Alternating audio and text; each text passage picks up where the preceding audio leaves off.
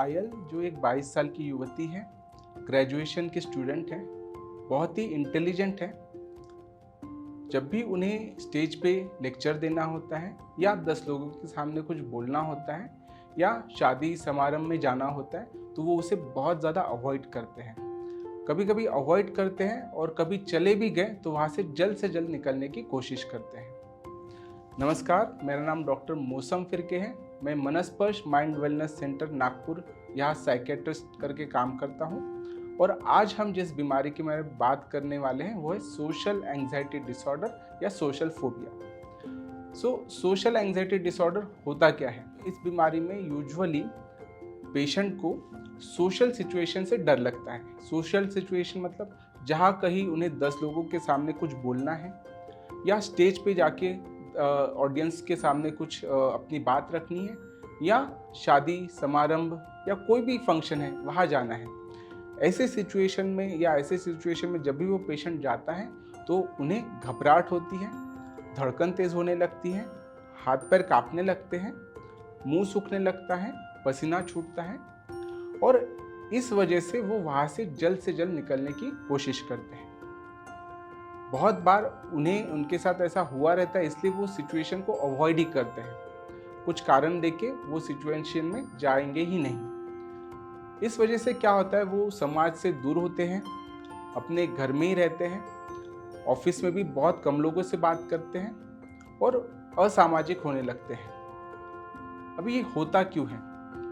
Basically इन लोगों के life में कभी तो भी एक सिचुएशन आई रहती है जहां पब्लिक स्पीकिंग या स्टेज पे बात करनी या सोशल सिचुएशन में बात करनी तो कुछ गड़बड़ हुई रहती है और वही उनके दिमाग में फिट हो जाता है।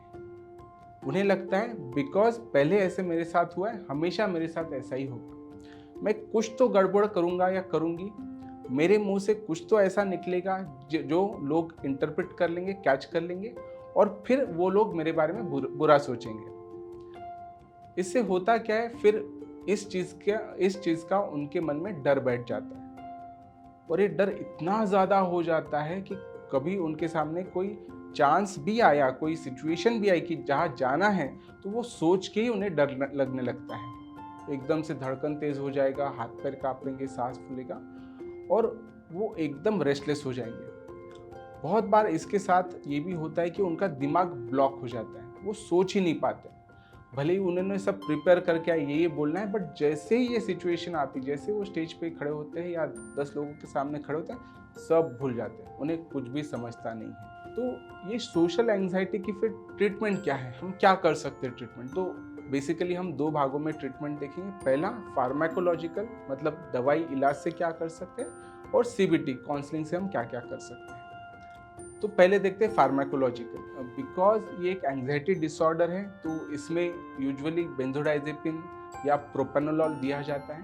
प्रोपेनोलॉल जिससे हमारी धड़कन तेज होना, हाथ पैर कांपना कम हो जाता है, और बेंजोडाइजेपिन जिससे हमारा दिमाग शांत हो जाता है। और इसमें बिकॉज ये बहुत महीनों से रहता है तो बहुत बार एसएसआरआई एंटी डिप्रेशन भी दिए जाते हैं, जैसे एसिटालोप्राम, सर्ट्रालिन, फ्लुओक्सेटिन, ये भी दिए जाते हैं। यूजुअली ये ट्रीटमेंट अपने नज़दीकी साइकेट्रिस्ट की सलाह से ली जाती है और ये ट्रीटमेंट कम से कम 5-6 महीना चलाई जाती है। इससे होता है क्या है, ये ट्रीटमेंट से आपको जो एंग्जाइटी होती है, फिजिकल एंग्जाइटी, धड़कन तेज होना, घबराहट होना, सांस फूलना, ये कम हो जाता है, जिस वजह से ये सोशल सिचुएशन फेस करना आसान हो जाता है। अभी जैसे आपने सुना होगा एंटी डिप्रेसेंट के बहुत बार एसिडिटी होती है, जलन होती है, बट ये जो साइड इफेक्ट होते हैं ये टेम्पररी होते हैं, ज़्यादा दिन नहीं रहता है, 5-6 दिन एसिडिटी जैसा लगता है, बट जैसे ही बॉडी एडजस्ट हो जाती है तो वो साइड इफेक्ट निकल जाते हैं। बहुत बार साइड इफेक्ट हुए भी तो साइकियाट्रिस्ट की सलाह से दवाइयाँ बदली भी जाती हैं ताकि ऐसी दवाई दे सके जो हमारे बॉडी को सूट हो जाए, और इससे धीरे धीरे बीमारी कम होने लगती है। अभी हम आते हैं सीबीटी की तरफ। सीबीटी कॉग्निटिव बिहेवियर थेरेपी या काउंसलिंग के भाग में हम क्या कर सकते हैं? जब ये बीमारी के बारे में हम देखते हैं तो बेसिकली इनके दिमाग में ये फिट होता है बिकॉज पहले कभी मेरे साथ स्टेज पे मुझसे गड़बड़ हुई है तो ये हमेशा मेरे साथ होगा। बिकॉज मेरे साथ कुछ गड़बड़ हुई तो लोग मेरे बारे में बुरा इंटरप्रेट करेंगे और लोग मेरे बारे में निगेटिव इमेज बनाएंगे। तो इस प्रकार से उनकी थॉट प्रोसेस होती है।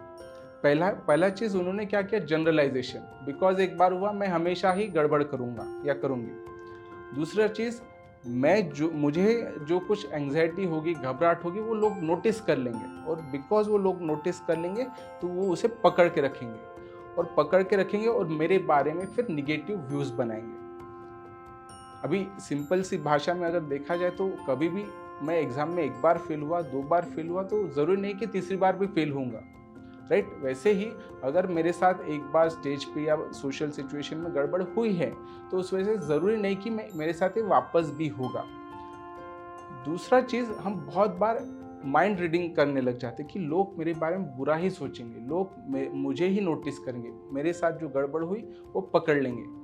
बट ऐसा नहीं होता है। बहुत बार लोग अपने लाइफ में बिजी रहते हैं, आप स्टेज पे भी बात करें तो उनका पूरा ध्यान आप पे नहीं रहता है, 100% ध्यान नहीं रहता है। तो ये ज़रूरी नहीं कि लोग आपको ही देख रहे हैं या आपको नोटिस ही कर रहे हैं, या आपके स्पीच में, शरीर में जो कुछ गड़बड़ हो रही है वो नोटिस करेंगे, तो ऐसा बिल्कुल ज़रूरी नहीं है।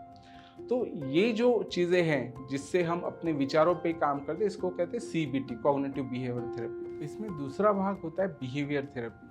बिहेवियर थेरेपी में हम क्या करते हैं, जैसे हमें डर है 10 लोगों के सामने बात करने का, स्टेज पे बात करने का, तो हम छोटी छोटी पॉपुलेशन से शुरू करते हैं। जैसे पहले हम 2 ही लोगों के सामने बात करेंगे जो हमें जानते हैं।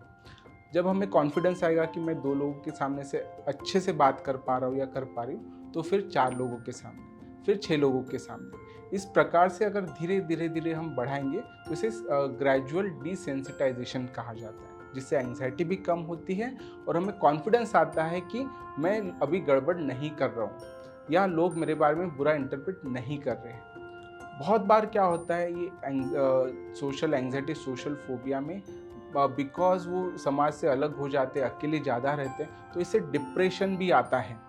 और डिप्रेशन जैसे किसी चीज़ में इंटरेस्ट ना लगना, बहुत उदास लगना, निराश लगना, काम बराबर ना होना, भूल जाना, नींद ना आना, तो बहुत बार सोशल एंग्जाइटी में डिप्रेशन के भी लक्षण देखे जाते हैं। और अगर डिप्रेशन भी है तो उसका भी इलाज, जैसे हम सोशल एंग्जाइटी में SSRI देते हैं, तो डिप्रेशन में भी SSRI के साथ ट्रीटमेंट किया जाता है। अगर आपको कोई भी आपके अगल बगल में दिखता है, इसका तकरीबन प्रमाण होता है 10 में से 1 जन को या 10 में से 2 लोगों को सोशल एंग्जाइटी होती है। अगर आपके परिवार में, दोस्तों में कोई भी अगर दिखता है तो उसे साइकियाट्रिस्ट के पास ज़रूर लेके जाएं, बिकॉज इससे लाइफ बहुत ही ज़्यादा हैम्पर हो जाती है, लाइफ ख़राब हो जाती है।